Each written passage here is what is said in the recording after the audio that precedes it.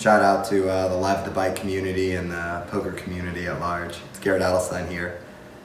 I'm surprised to admit it, but I've been missing poker quite a bit, and I've actually been missing playing on streams quite a bit, just as I'm sure all of you have been missing playing poker and being able to watch streams quite a bit. I'll admit the first few days of all of this sort of going mainstream and American society was real tough on me.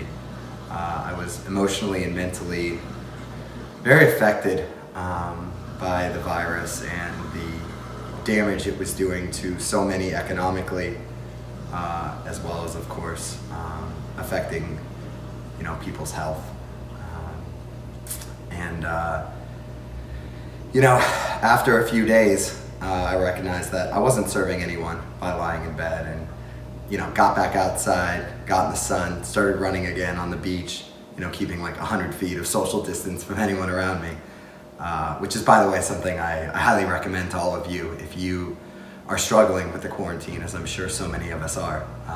Get a little sunlight, get a little exercise, whether indoor or outdoor.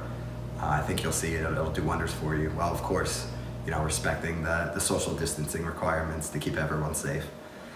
I want to give a shout out first and foremost to all the essential workers out there on the front lines. First and foremost, the doctors, the nurses, and several people in my family, including my mom, are on the front lines, putting their lives at risk, and doing everything they can to save lives, to keep as many of us healthy as possible. And I think I've reconsidered the concept of an essential worker quite a bit in recent weeks. I don't think it's the bankers. I don't think it's the lawyers. Admittedly, I don't think it's the poker players either. It's, like I said, the doctors, the nurses, the teachers. It's our grocery clerks. It's our delivery people. These are the people keeping the glue of our society together right now, and I'm so grateful to them and thankful, for them. Although poker players may not be on the front lines saving lives, there's still so much we can do. And I think that was something I quickly recognized and helped me sort of get over the initial devastation, that I felt for others. As so many lives have been profoundly affected already by this. First and foremost, economically, as I believe it's about 1/5 of Americans have already lost their jobs. And of course, it only gets worse from there, as many have and will get, seriously ill or worse in the coming weeks. And so, as poker players, as poker fans, as gamblers, there's a lot of disposable income, in our world. And so, I would encourage all of you to join me. The first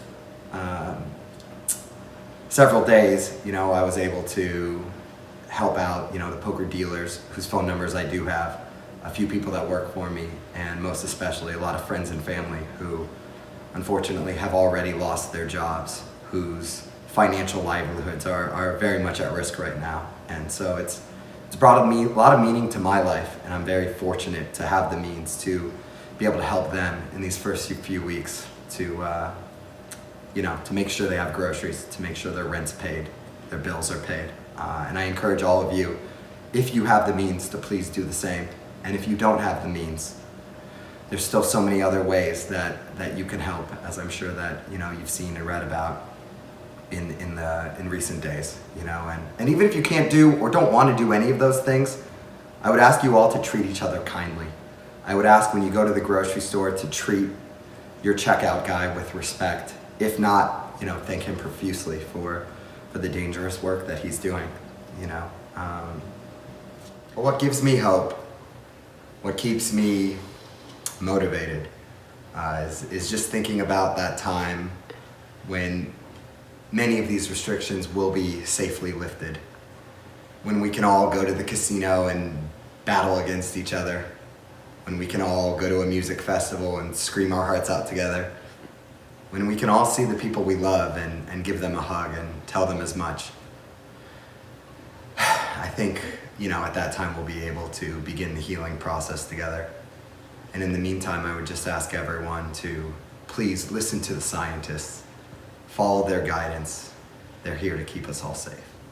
Thank you.